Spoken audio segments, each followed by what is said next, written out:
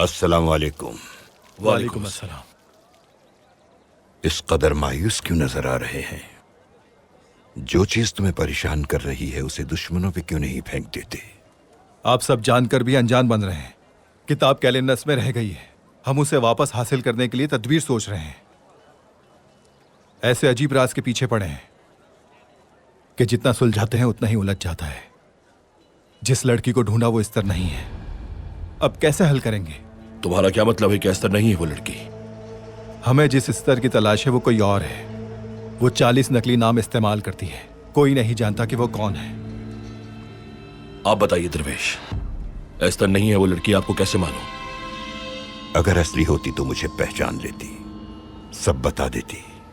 इसके अलावा राज से वाकिफ लड़की खुद को इस तरह आश्कार नहीं करती। मैं सिर्फ रहनुमाई करता हूं। तलवार और कलम यकजा हो चुके हैं।